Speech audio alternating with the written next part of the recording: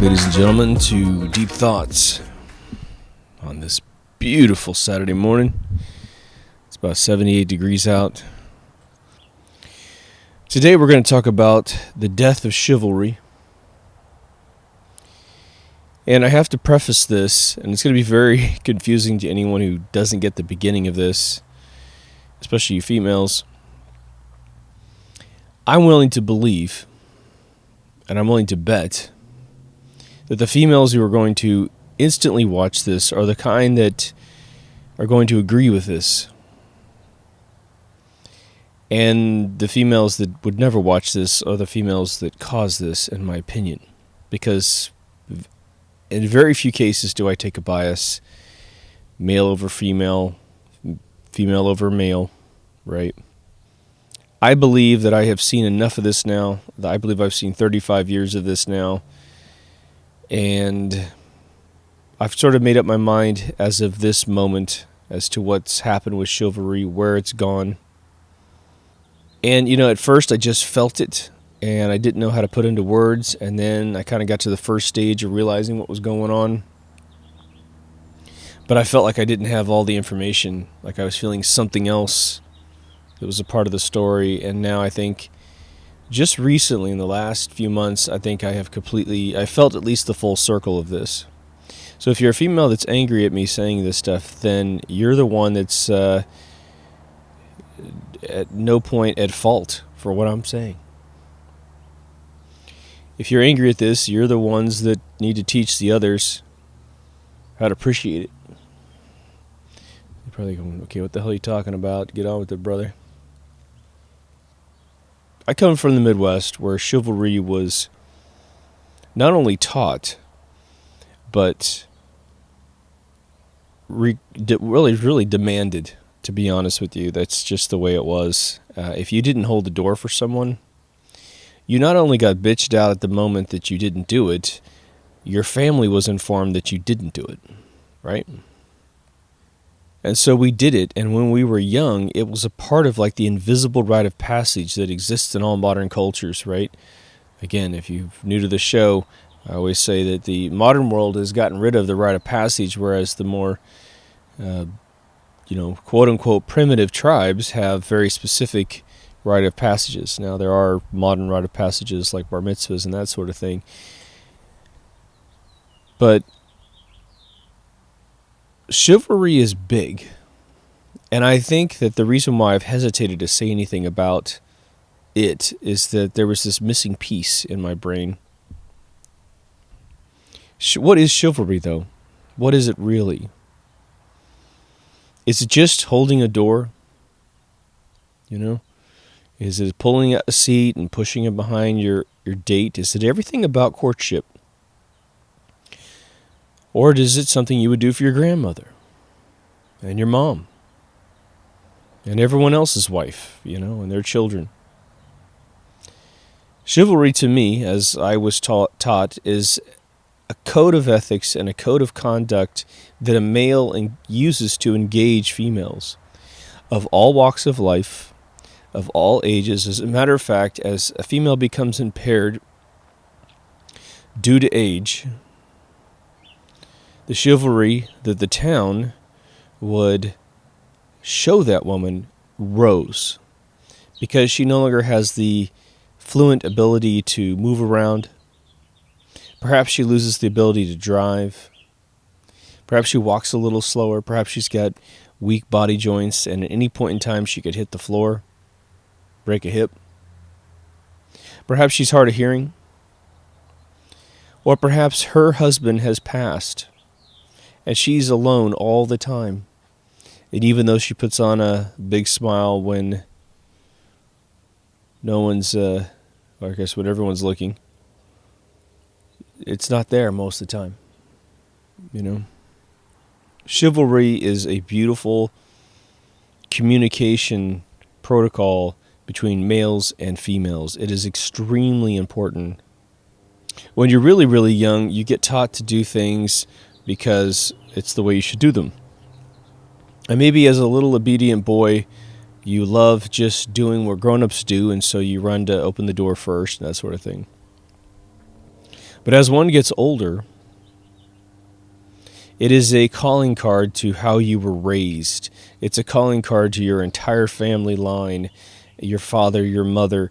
The second that a gentleman shows up and starts engaging in chivalry is to the immediate degree that that whole family line gets a big double thumbs up from society because they know they raised you properly.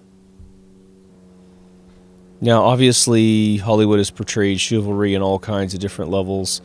It's as simple as holding a door, to a salutation, to the first and final steps of courtship. It's defending someone's honor. But here's where I am with this particular thing, because I've read the T-shirt or whatever it is that says chivalry is dead. And, I heard that before I really realized what was being said, and then finally I was like, oh yeah, this is very interesting. We've lost the code that I grew up with. And what's interesting is, if you're a female and you weren't raised to expect chivalry, then you don't care that it's missing. On one level, on your consciousness level, you don't miss it. But on the subconscious level, you do miss it, even if you weren't taught chivalry. And that's what I believe. And that's the missing piece to the end of the equation to discuss this, which is, I believe the way that the chemical structures are built inside of a female, everything that chivalry serves is everything that is inside of a female's normal expectation and hopes and wishes for her lover, spouse, co-parent of her children, to exert on her. And, I'm not talking about high-maintenance women who can never, ever be satisfied. I'm not talking about that. I'm talking about women who treat their men with their own version of chivalry. It's really interesting. I was raised in the Midwest, and there was two things that happened to me before I left. And one was that I didn't realize that I was being raised with people who had chivalry. The gentlemen that were, my father's age, or at least my grandfather's age and up, definitely had chivalry. And the second part that I discovered was that at some point I'd met a woman, probably even a girl from high school, I think, who had been trained by her mother for what we call the Southern Belle etiquette. And if you don't know this, there is a whole code of conduct that comes with being a Southern Belle. Things you say, things you don't say, how you hold your hands, how you stand up, how you sit down, how you get up. And a Southern Belle was described to me in so many words, and I'm paraphrasing, of course, because they never mentioned chivalry whatsoever. But it would seem like the Southern Belle was being groomed to be prepared to handle a gentleman who has been groomed with chivalry. She knew every point the male should exert himself to engage in chivalry. She knew how to say thank you. She knew how to wait, for things to occur. Like, don't walk through the door, don't grab the knob, chill, wait. One of us gentlemen will get it. But to loop back here on this final point, I think females almost genetically need to have the connection with males that is provided by chivalry. I don't think it's just this little thing where we can say, hey, we used to do this, we don't do this anymore, let's have a conversation. I think it's extremely important that we try to bring some of this back. So what happened to chivalry? What happened to it? Well, this beautiful practice was demonized. It was demonized that if a woman were to receive any form of help, that she was therefore weak. And all I can say is, wow, what a weak, stupid-minded thing for us to ever believe, because I think both sides of the fence believed it. The males believed it. What, you can't open your own door? You can't pull up the seat at the restaurant? You can't get your hair out of your jacket? You can't put your own jacket on effortlessly? All these things. Oh, you can't take a little insult at the bar? You're weak. Again, I can't talk for, coastal ladies. As a young man, I did grow up in Boston area for about almost just shy of 3 years. But the women I grew up with, were tough cookies and lived in, brutal environments, brutal summers, brutal winters, raised the children. They got jobs. They didn't just sit at home. And to suggest that chivalry is keeping the female down is the biggest crock of shit I've ever heard in my life, if you've ever subscribed to that, even subliminally. And I will say that I probably have gone through that as a young man, too, in saying, why can't you get your own door? Definitely not for an older lady, but maybe for someone my age, right? There's this saying, checks and balances, right? One thing balances out the other. And checks and balances are awesome when you can get them in place, because then the world becomes an automated world in that particular category of what you're talking about, right? Because it just balances itself out. And it's hopefully something that is by design, some checks and balances that are just synonymous with existence. Chivalry was the difference between your son growing up to be a man and growing up to be a piece of shit. That's really what it's all about. Figuring out a way to appreciate a female. And again, it's a two-way street. And this is what this episode's about. In my opinion, I believe there is more chivalry among men than between men and women. And just as a very basic thing, the men hold the doors for each other, and then we say the special fucking word, which is thank you. We have salutations back and forth. But I can hold the door for a lady, and I will tell you right now, maybe a third of the time, she'll say something that acknowledges it even happened. Now, I will say I live on the coast in Southern California, so you have tons of immigrants. There are some races where the females love it. And you hold that door, and whether or not they can speak English very well, they will give you the jewels in their eyes, and they will say thank you. And then you just feel like $1,000,000. And there's other races that come to this culture, and the females are just fucking brutal robots. They have no emotion, and it just seems to be a dividing line between them. It's very interesting. We all know that the feminist movement really exploded in the 70s.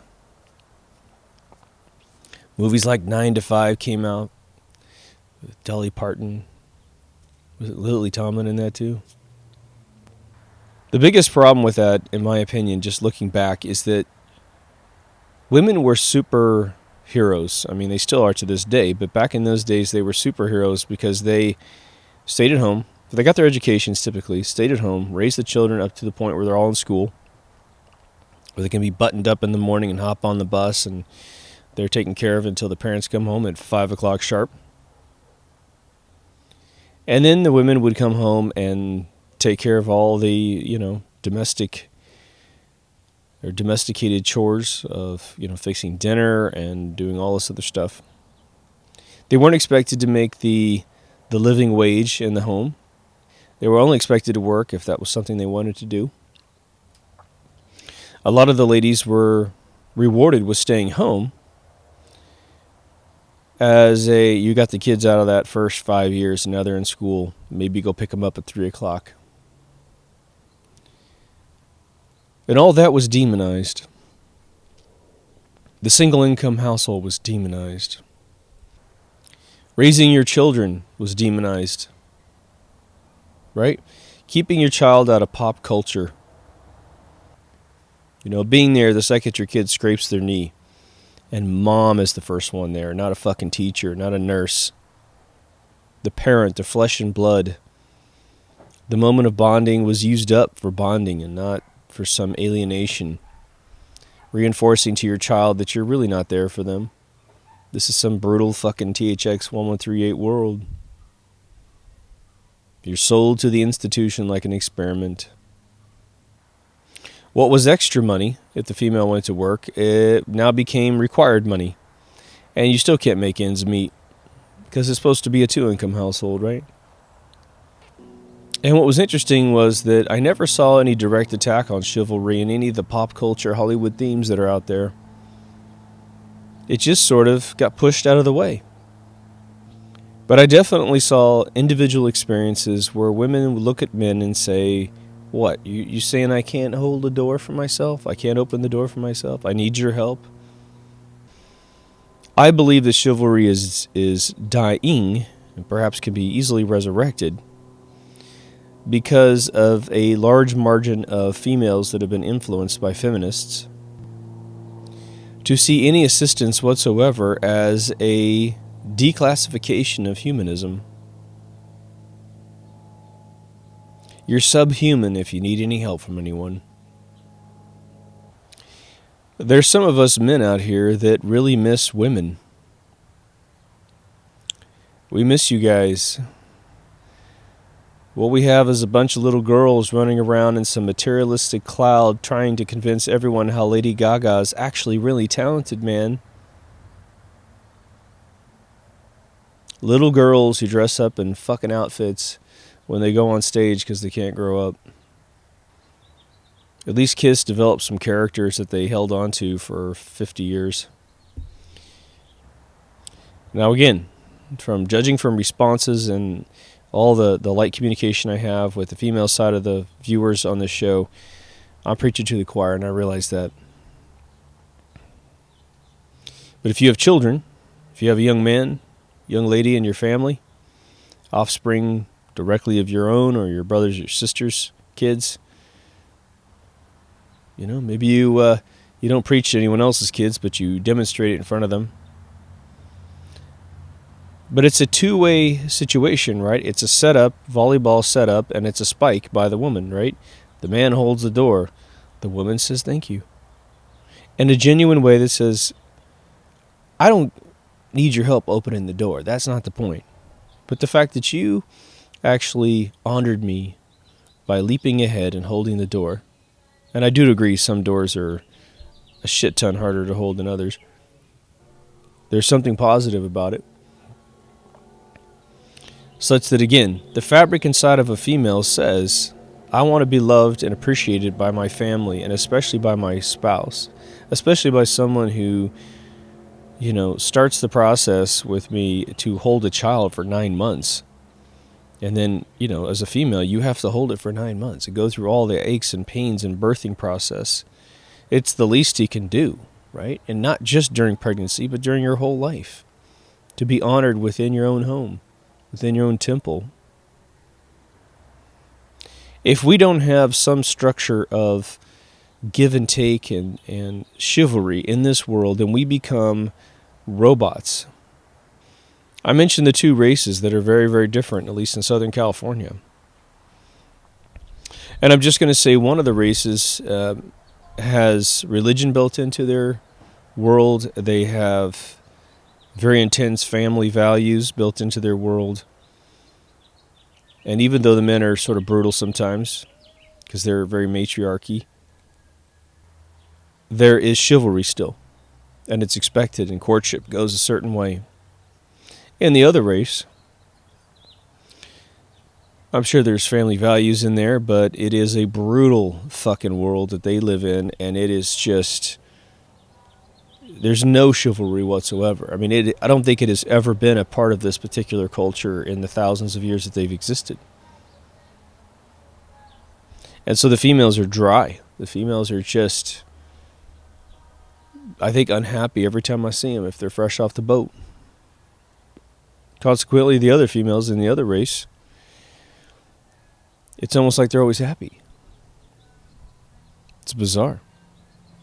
But I guess I can guarantee you chivalry turns one of them on and chivalry doesn't do shit to the other one. And in America, which is a huge melting pot,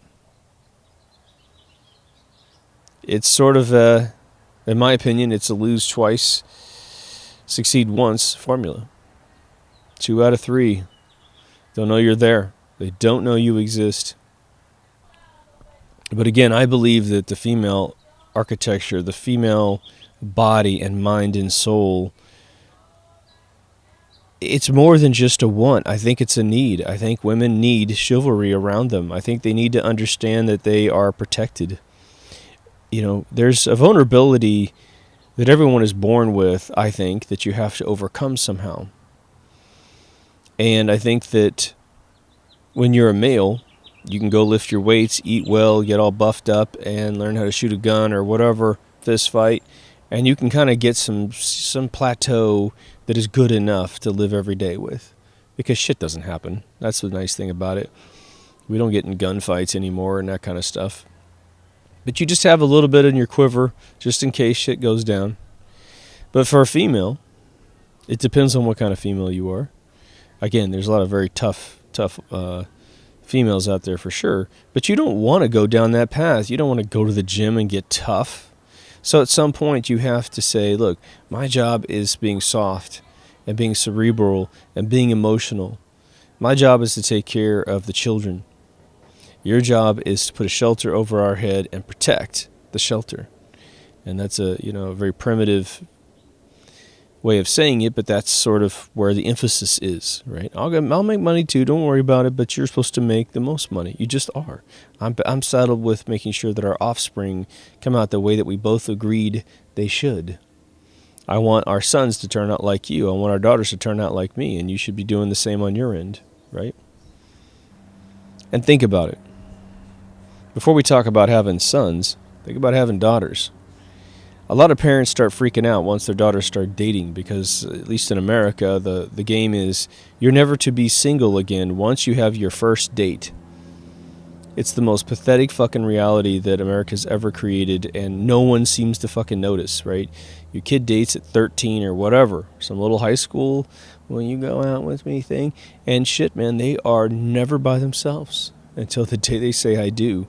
And then they've totally missed out on who they could have been in reality because they never listened to themselves once, right? Men only wish they had this capability, trust me. But that moment when you worry about your daughter picking the wrong kid, a bad influence. Either he's a bad influence because the kid's a pussy, and your daughter will never be protected, or he's totally a drunk maniac, and you're just waiting for a domestic violence situation to determine whether or not your daughter's dead or whether or not she'll have to live through a beating. I will tell you the secret to make sure your family doesn't have that problem. You teach your children about chivalry. Mom and dad have to engage in chivalry. Right before the children, there is a process. It is not on point in that it's like, son, do you see how I held the door for your mother? No. It's just done. It's done around, and there's an appreciation moment, and there's a sacrifice to get it done. And the funny thing is that the husband feels wonderful making the sacrifice, and the wife feels great that it was actually made. When your daughter wakes up every single day and sees that kind of stuff from start to finish, and especially beyond the basic interpretation of holding a door. I'm going to use that one a lot because it's just the most basic thing you could possibly do. And this is going to be easier said than done. And I've certainly failed. I've succeeded and failed doing this next example. But the big one that I think is huge is when the mommy and daddy aren't agreeing on something, and they're not agreeing on something really big. And you manage to cordially work it out or find a way to work it out in a different place, in a different time.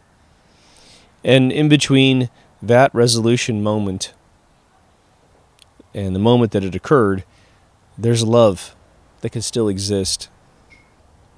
I mean, I don't have a child living in my house anymore, but, I would love to have a situation in my lifetime where there's a kid in the house.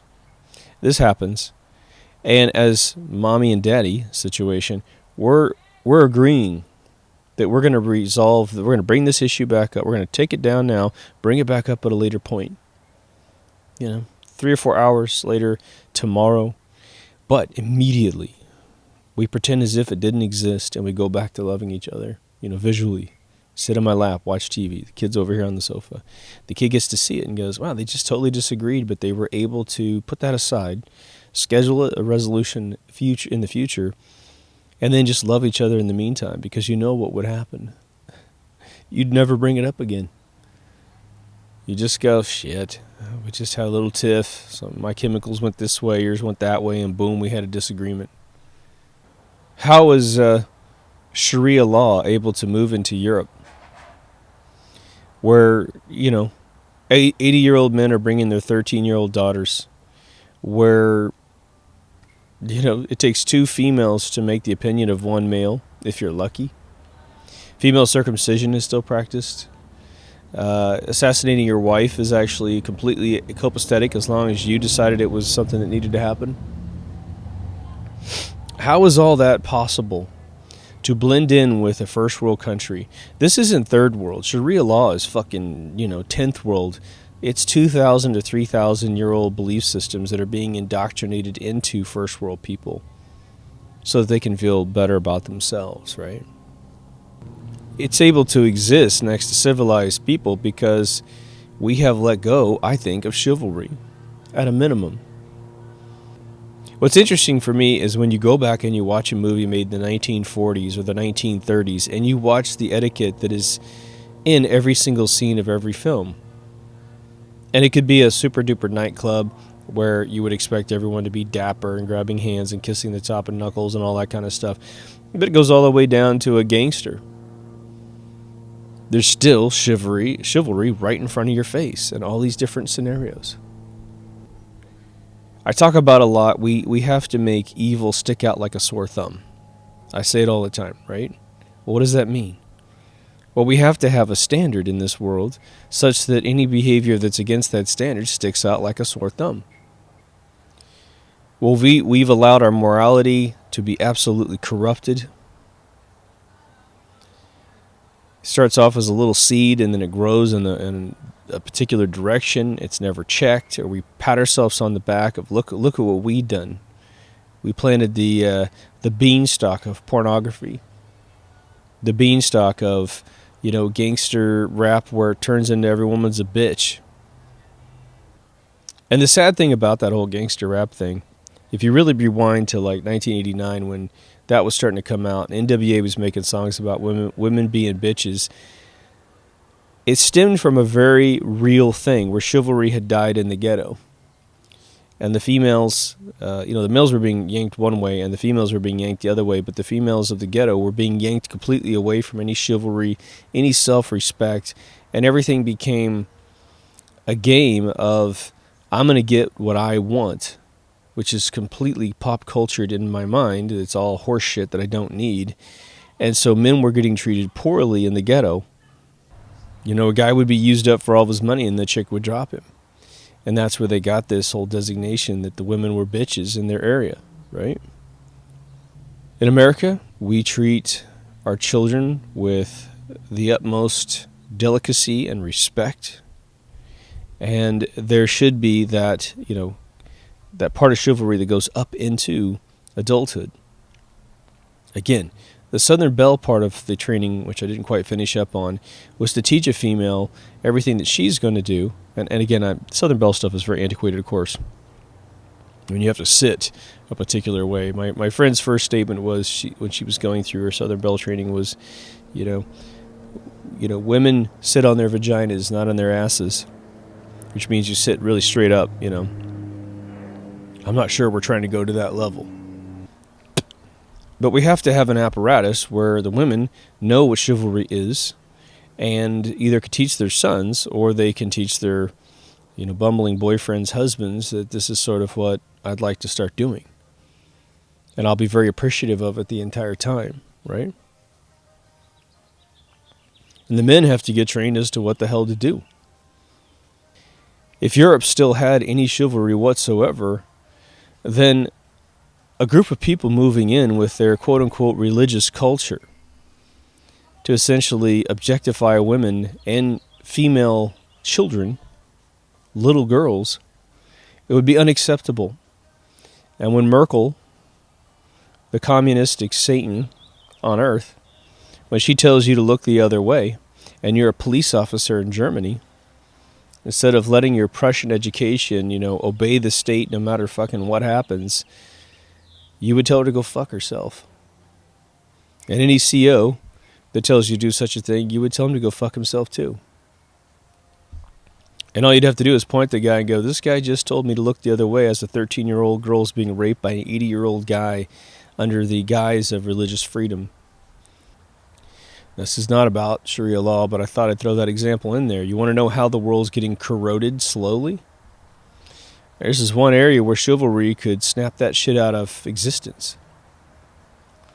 What I think is amazing is that we buy this line of horseshit, and it is just a complete line of horseshit, that somehow if we're in a war somewhere in the Middle East, we're bringing them democracy. Most adults understand that that's a complete horseshit, but then again, we don't fight against the wars when that line of horseshit is the rationale for why we're going over there. But define democracy. Democracy is, a way of freedom to bring the 10 Bill of Rights from the Constitution of the United States over to all these Middle Eastern countries. Well, great. But we don't give a fuck about basic human rights when that shit moves into Europe, supposedly, and, is trying to move into United States. I'd love to see a Renaissance 2.0 of chivalry. Sure, we can adjust it a little bit. It just depends, but I think some of the basics that have been around for ages and ages are just fantastic. But chivalry is not your husband giving you, a 10-carat diamond. It's not. It's not him giving you a Mercedes. It's not that at all. It's a fabric that exists all day long that lets you know that he appreciates your existence. That if he can, he'll take a little bit of burden off your back. I'm sure a lot of you, like me, your kids are raised and in school and in their own lives. And so there may be this idea, well, the kids are all done. Chivalry can be turned off a little bit now because, hey, we're not puppies anymore in this kennel. I'm going to tell you that's a bad idea. What happens in America when a couple gets married? How many times have you experienced this? You get married, and you take a bunch of photographs, and then you have all your kids, and 20, 30 years later, you're looking at your Facebook profiles of both you and your husband, or you and your wife, and you're so obese in your current photos that you keep posting the photos of your wedding, or when you were young, 15, 20 years ago, because it's the last time you could see your feet. It didn't used to be this way.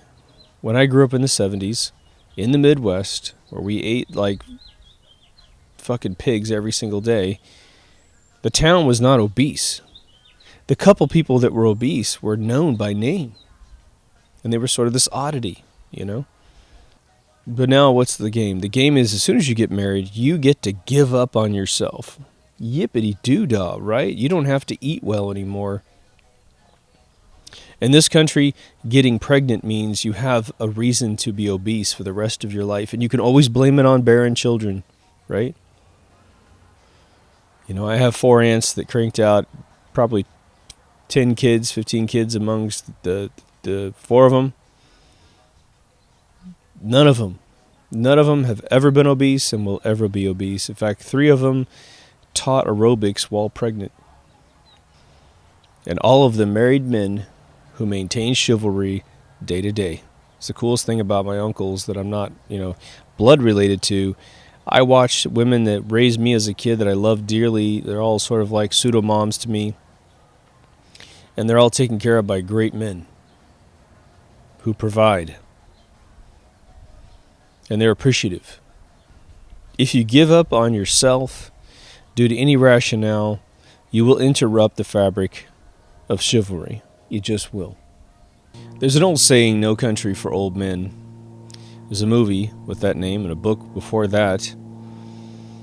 You know, and for those of you who are not familiar with the phrase, it just means as you get older, the standards of the world change and you find yourself extremely alienated with where culture is today. And it happens to every single generation on a certain level of metric, right? When rock and roll music came out in the 50s and really boomed, you know, you had a previous generations horrified that we were going to lose control of society. And we did. We did lose control of society. Now, some great things happened as a result of that music getting out there, and we learned more about ourselves because, again, in the 50s, from everything I can gather, doing interviews with, you know, my own family members, we had tightened down the hatches of how to behave without really communicating the rationale for why we're behaving that way, which I've talked about in other episodes, right? And that leads to the thing that I hated as a child, which was someone would say, do this, behave this way, and I would simply ask the question, why? Because it was confusing to me.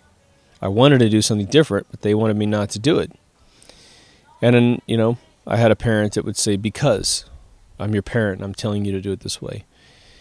And that was a super fucking lazy thing to do, and it was just based on the naivete of my parent who was saying that, who didn't, I guess, have the ability to articulate very well. And it just made me double down on not doing it. And then when I became a parent, it was extremely easy to describe why I wanted my child to do something slightly different than she wanted to do.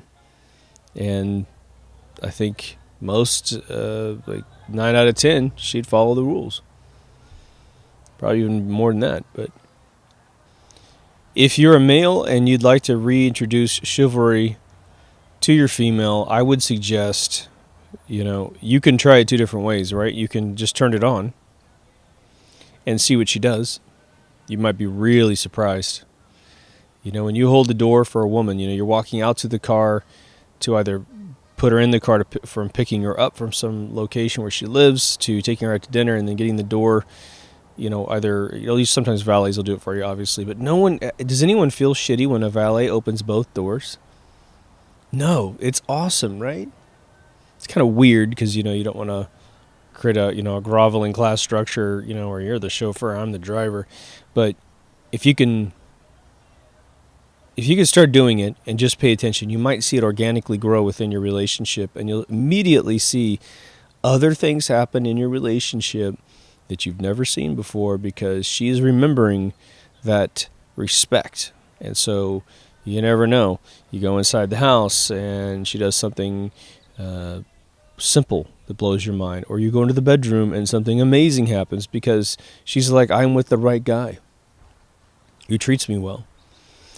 You know, females really, and again, pardon me, females, for having to listen to this guy talk on the other side of the fence here, but correct me if I'm wrong. You want a gentleman that can provide for you financially. You understand that it's a dual-income household nowadays, and so you do know it's a crapshoot to ever find anyone that can pay all the bills, but it just depends on where you live, right? But you want the guy to protect you at night when noises happen. If something crazy happens in society, you just kind of take a deep breath and you go, I'm pretty sure I can hold my own too, but it's nice to have a big, strong man in the house. He didn't have to be tall. He didn't have to be 300 pounds of muscle. He just has to have the heart and the soul to do it. But the last thing that I always think the females that I have met have really obsessed on is finding a father for their children. There's few things more coveted than that. Females will be, interestingly, sort of irrational sometimes, and they'll go and have sex with a guy that seems like he'll be the best gene pool and go off to another guy to do the raising of the child. That's how unbelievably dedicated a female can be to creating the best child on planet Earth, which is her gene pool, right? Well, chivalry is the mechanism of the past to allow a female to see what's inside you. How selfless are you? How much do you respect me? Do you really love me? You know, and guys, if you want to, say, well, she knows I love her. She knows I love her. I don't do that shit anymore, man. I'm fucking so tired at the end of the day. All right, well, how many decades do you think that shit's going to go on before she's just going to go, yeah, I'm fucking tired too, dude. And obviously there are exceptions to this example. There are people that abuse the system, and there's nothing you can do to really turn them around before you die. So you're going to have to apply this, proratedly apply this to your life. But in 2017, I don't see any lack of men that are willing to hold the door. But I definitely see a huge lack of females that are willing to fucking acknowledge it ever happened. And I know some of you are listening to this, you're like, fuck you, man. I always do it, and it never happens to me. I always have to hold the door for myself. Guys slam doors in my face. On behalf of all males, I apologize for those the man children that you keep bumping into. I dated a woman a few years back, and something very interesting happened. I'm huge into chivalry. I love it. And something happened where I think I had held the door, and I popped the doors open, and her daughter went in there, and she went in the front and closed everything up, hopped around, got in the car, and as soon as I got in the car, she turned around to her daughter and she said, did you see what just happened there? The way that he held the doors for us. And the little girl says yes, and she says, when you find a man that you want to marry, she said, make sure he does that for you. And she would stress this over and over. And what's crazy about it, she caught me off guard every single time. And it was interesting. I wouldn't be able to predict what behavior I came up with, which would make her tell her daughter this. And the funny thing is that I felt like $1 million, $1 billion every single time it happened, because I thought, wow, this is an heirloom of behavior from the Midwest that barely exists in California. But I found a woman who appreciates it so much that she's willing to tell her daughter that this is a standard that she needs to apply to herself, I think one of the things we can do to sort of kind of bring it back is just to bring up the conversation. If you're a female, bring it up with all your female friends and say, I was thinking about this. You don't have to worry about telling them about this show. Just say, I was thinking about this, and do you like it when a guy holds the door, or when a guy does this or that or this, or, bites his lip when he wants to go crazy? And if you can get them to agree, maybe we can put it together and say, well, let's try to bring that back. If you have influence over a male that is not exactly your husband, so he doesn't feel attacked, maybe it's your son, maybe it's just a male acquaintance, just bring up the conversation about how you do realize that, in my opinion, again, it's the female emotions that are utterly prepared and nurtured by chivalry, right? You have sensors inside your soul that are waiting for these moments of chivalry to occur, and then you have that dopamine that dumps in your mind that says, oh my God, this is fantastic. I love this. And the thing is if chivalry never happens, you have sort of a wasted sensor in your heart. And I just want to say, this is what makes this show cool for me personally, is that I'll walk around life and I'll see these things like chivalry missing from society, and I'll just, go a few minutes where I'm a little frustrated, and this is where I get to kind of spew it to the universe and hopefully get some feedback going here, The doozy as a male is if you ever have a moment, and it happens like once out of maybe every 100 times, where you had the chance to hold the door and you didn't. And then you notice that the female looks at you like, you could have held the door, asshole, And you're like, ooh, God, I totally was going to do that. I'm so used to females not saying thank you and not expecting it that I gave up on you. But you were the one female that was waiting for it, that would have made my day had I got off my lazy ass and held the door. And I'll just put a footnote in. One of the reasons why in the coastal regions we run into this basic thing a lot is, one is we obviously have a pretty dense population out here, but we're always eating out. We're always having to go into department stores for everything that we have in this world. And so there's all these opportunities all the time of meeting new people. Again, holding doors is just something I say all the time in this episode because it's just so easy. And what a beautiful little litmus test it is to take a kind of a temperature on where chivalry is. Within romantic relationships, there's just, dozens and dozens of opportunities to show your respect, right? And yes, gentlemen, there's those awkward times when the woman's like 30, 40 feet out there and you want to do it. You have it in your blood today, and if you hold that door, you're going to seem like a creeper because you're holding the door for 30 seconds going, I'm waiting for you. And she's like, that's a little weird. It's strange how that works, right? So let's go into a couple of the other things and then shut this episode down. One of the things my father did was he allowed all of us boys at the house to say whatever we wanted to. We could cuss up a storm. We could say the most inappropriate things you could possibly imagine. But if there was a female in earshot, you were not allowed to do that. And every once in a while I'd slip, because the funny thing was that I had bought into this idea that when I was alone with my girlfriend, I could say those things, and she'd say some form of her version of it, which was obviously more respectful than the way I would do it. But so I go home with my dad, my girlfriend would be there, and I'd slip and say something that I would say to her by herself.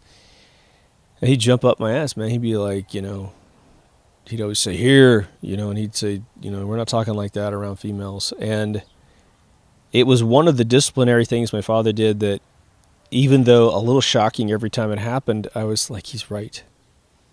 He's right. And the funny thing was, as a son of my father, it made me honor him. That I'm sitting there going, wow, when we're alone, there's sailor talk, and then as soon as my father's around a female, he has a behavior, and it doesn't mean this way. It did not matter if he respected that female or didn't respect that female, liked her or didn't like her. There was a code of behavior that simply went along with being in front of females. Regardless if we want to admit it, we judge people's characters very quickly, right? And we try to use every piece of interaction with a person to determine what kind of person they are. So, when you go up to a female, and here I'm swearing in the show, yeah, I understand. I'm not trying to date anyone on the audience, right? And you're using a bunch of foul language, and the more you contextually use the foul language, it just starts to make you look like a loose hinge, Most people haven't been in a fist fight in their lifetime. And if you do, and there's two types of confrontations you could get into. You're the jerk and they're defending someone's honor, either their own or someone else's, or you're the one that's honorable and someone's just looking for a fight. And so when you're in the second half of that, you're trying to, if you're in a public place, you start talking to random strangers that may be a little intoxicated here and there. You're at some concert, or you're at some bar or restaurant or whatever, public picnic. And the second that someone starts using certain words and exudes a certain, insecurity of machoism, you realize, well, I'm going to finish this conversation and I'm going to go talk to people a little more in control of themselves, right? And typically, it's usually either someone who's unhappily married or someone who's single who's pulling off the latter formula there. And you'll find that going and hanging out with the dudes that have been married for 10 years, it's just a safe zone. You're with rational human beings and no one's running their mouth and you don't worry about anything, right? So I'll let you choose which world you want to live in. Do you want to live in a world with chivalry or not? Do you want to have a nice, beautiful fabric that gives you the opportunity to meet people of the opposite sex because you have this honor among civilization? I'm willing to bet that the answer is unequivocally yes for all of you. Don't let anyone tell you that someone being nice to you makes you weak, ladies. It's the worst thing about feminism, in my opinion. Notice that as feminism begins to grow and continues to grow in this world, you start getting more butchy women. Orientations sway. Because if your goal inside your brain is to be a dude, what could you possibly do sexually for your orientation? You're going to be a dude eventually. You know, when I was in the Bay Area, there's just an amazing disproportional amount of homosexuality up there, and you know, even though I got no problem with, you know, where you end up in life, it was fascinating to me. And again, I've talked about my buddy who was he has got his PhD in microbiology, and he went searching for the gene that he believed was responsible for homosexuality, because he, in his later life, he thought he was, you know, gay. And I asked him, I said, well, did you find it? And he just shrugged his head. He goes, no. He goes, I think it's social. He goes, believe me, I've been down every single theory out there. And, you know, whatever happens pretty early for some folks. So, you know, again, I don't know if you can rehabilitate people or, you know, that kind of stuff, or if you should even try. I'm not weighing in on that at all. But I would interview friends about their upbringing. And it was, I've said this on one other show, and I'm mentioning this because I think it does incorporate itself into the fabric of society when it comes to chivalry, and when it comes to this perception of weakness when being assisted honorably by another human being. The other real interesting one that I discovered was that the kids that I had met that were really lost sexually, and I mean lost because, you know, when you really start engaging folks that are dealing with this realization that their body and their mind are kind of in contrast with each other sexually. You know, I've had friends of mine who were realizing that they were gay sit down with me and talk about the struggle, talk about the pain. And, you know, many of my friends have said, I wouldn't wish this on anyone. Which I thought, you know, they adapt and they lose that sense of alienation, I think. They tend to give me the feeling that they don't completely lose that layer of alienation, but how could you? You know, you're in a world that's different. It's more biologically driven. But one thing that I've noticed is that the people, even my straight friends, they had parents that didn't talk to them. They had parents that never said I love you, parents that never hugged them. And obviously there's plenty of people who survive the biological orientation with parents like this. But I had parents that were very engaging. If it wasn't my parents being engaging, it was my grandparents being great examples of how to live life. And chivalry was all over the place when I was a kid. But there's a reason why we raise our children. The reason why we raise our children is because they don't know what to do with life. You know, animals do it. Animals show their young how to do things, how to hunt, how to build a nest, how to do all kinds of stuff. Yes, there's a lot of genetic programming that passes down from brain to brain, but most offspring hang out with their parents. Not all. Little turtles do not have their parents. They just crawl into the ocean, and it's free game, but that's why a lot of them get eaten up. Chivalry is an amazing balancing checks and balance, I think. Whatever you end up being, just be a good person, and all things in life will be good, you know. And if you're surrounded by people that don't appreciate you and what you do for society, then move. I don't give a shit if it is your hometown. Find people that are like you, and you will have a wonderful life, you know. Find people that have had the same struggle you've had, and you'll have a wonderful life. Why do you think mining communities, you know, stick together? It's because they are suffering the slings and arrows of life that no one who crawls into a mine would, no one who hasn't crawled into a mine would understand, right? So I know you feel me. Again, apologies in the females who feel like you don't have any problem appreciating chivalry. If anything, you're the cheerleaders. You are the ones. I don't think that's weak. You're the evangelists. It's never too late to turn it back on. In fact, it could be the most endearing thing you can do. Say you've been married for 40 years, 30 years, whatever. and you've sort of let it fade away, and you're always looking for something new to spice up the relationship, there you go. Turn that stuff back on and enjoy yourself. If you made it this far, thanks for listening. As always, deepthoughtsradio.com for all the feeds. There's video if you're on audio. There's audio if you're on video. I'll say it again. It's on iTunes, and it's on vid.me. For those of you who want to see Season 1 without any restrictions to your device being able to see it, because YouTube's worried about, 15 seconds stealing a song, which is hilarious because iTunes can play it for 1 minute. Go to vid.me, and the Season 1 will be pristine. All right. Take care of yourself and someone else, and I'll see you in the next Deep Thoughts. Over now.